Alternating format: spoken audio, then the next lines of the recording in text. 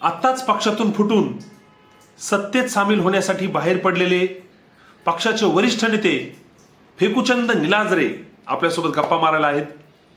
फेकुचंदजी, आपलं या यूट्यूब चॅनलमध्ये सहर्ष स्वागत आहे. नमस्कार.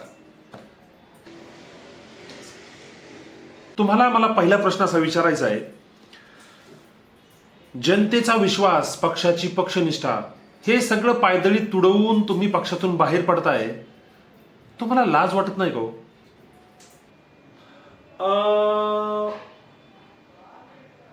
मला नाही लाज वाटत. नाही, आमचं नावच निलाजरे आहे ना. आणि मला सांगा, जनतेला काय फरक पडतो आम्ही कोणत्याही पक्षात असलो तरी? जनतेला पैसा घेऊनच मतं द्यायचेत ना. मग ह्या पक्षात असू ना त्या पक्षात असू, आम्ही पैसे वाटू, जनता आम्हाला मतं देणार. आम्हाला काय लाजायचं आणि काय भ्यायचं कारण नाही. आणि मला सांगा, जनतेला काय फरक पडतो? आम्ही कसं उघडं नाचलं तरी जनतेला काय फरक पडत नाही. ते आमच्या मागे पळत येतात, त्यांची कामं असतात ना. कार्यकर्ते येतात आमच्या मागे पळत, आम्हाला काय टेन्शन नाही. आणि हा बघा, पैसे घेऊन काम नाहीच झालं, काही लोकांनी पैसे घेतलेच नाही, तर मग नंतर जातपुड आहे की, जातीचं नाहीतर धर्माचं कार्ड पुढं करायचं. मग काय, आपल्या जातीचा नेता मत देणार, जातीचं कार्ड पुढं केलं की चालतं सगळं. साहेब, पण तुमच्या पक्षाची निष्ठा काय? जनतेवरची निष्ठा, जनतेचा विश्वास, त्याचं काय?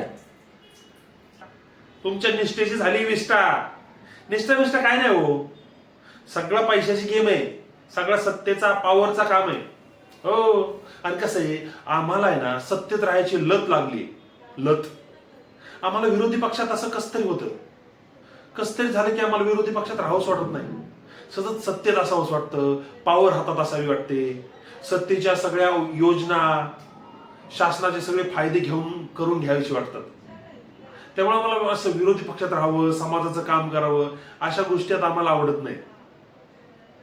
साहेब, पण देशाची एवढी बिकट परिस्थिती झाली आहे, मराठी शाळा बंद पडत चालल्या आहेत, विद्यार्थ्यांच्या शिक्षणावरचा प्रश्न आहे, शेतकऱ्यांचा प्रश्न आहे, विकासाचा तर वेगळाच प्रश्न आहे, त्याचं काय?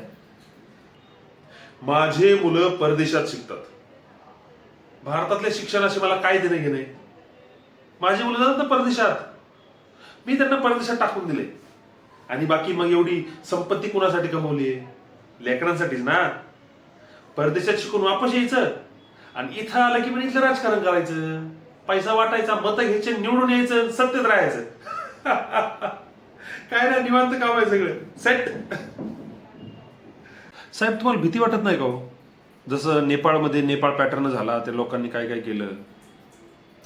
लोक आपल्याला प्रश्न विचारतील, लोक त्रास देतील, जनतेपाशी रस्त्यावर फिरू देणार नाही. तुम्हाला भीती वाटत नाही का?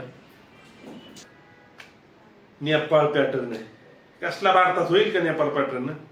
आणि हे लोक जर लईच उडायला लागले तर आमचे कार्यकर्ते कशासाठी? तर स्वतःच्या नेत्यावर एक अशी आच येऊ देणार नाहीत. ते नेत्याला झळ लागू देत नाही तो कार्यकर्ते पुढे करायचे लगेच. असे चला दिल्लीला जायचे, उशीर होतोय मला.